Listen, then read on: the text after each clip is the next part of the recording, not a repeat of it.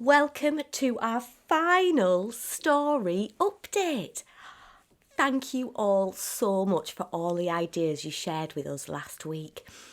Yet again, we have been blown away by how brilliant they are, haven't we, Jack?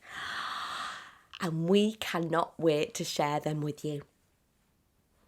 Actually, we absolutely cannot wait. So here is this week's and the final story update. As you might remember from last week, as Crow packed his rucksack ready to fly, there was yet another surprise for him, as his friends gave him gifts to remember them all by.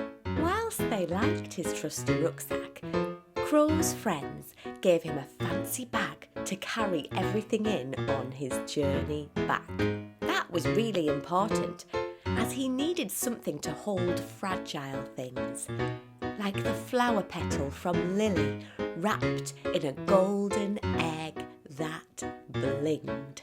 As he would be flying through the sunny skies, a pair of snazzy sunglasses were given to protect Crow's eyes. An extra pair of wings with button controls to put in his pocket. In case he got tired, these would help him zoom like a rocket. When these wings got a bit tired and ran out of steam, he could slide down the rainbow in the light of a sunbeam. And at the end of that rainbow slide was a zooming feather car called the Bird 7.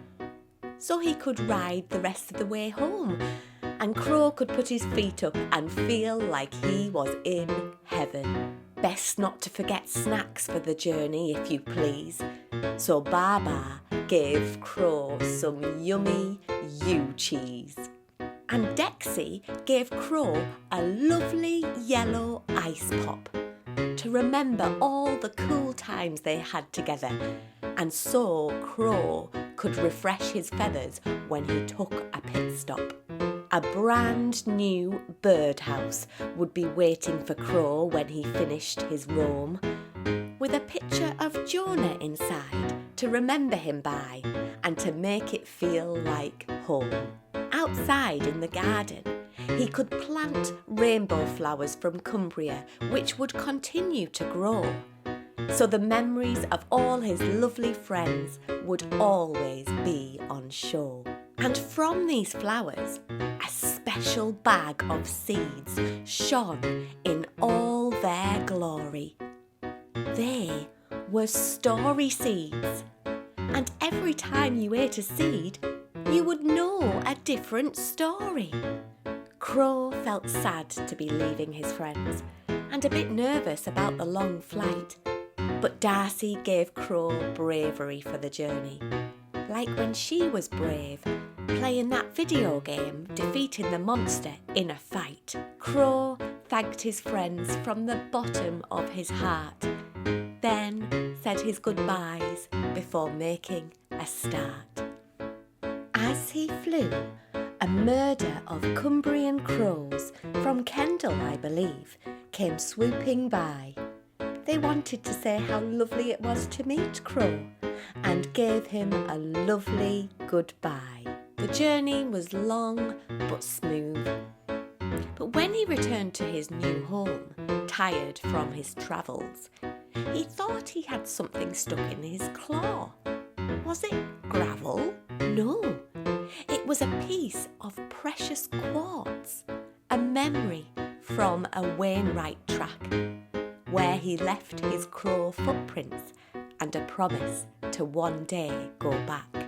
Before going to sleep, he made an entry in his dear diary to capture his adventures and a moral for the story. But suddenly, there was a tip-tapping, rat-a-tat-tatting at the door. And you will have to wait for the full story to find out more. Oh, Jack, I know. We have to wait for the full full story to be released in mid-September to find out who is at the door.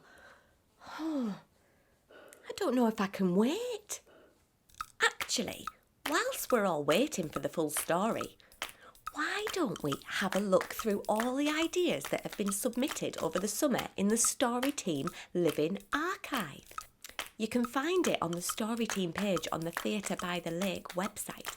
And in fact, each idea is like a story seed in itself.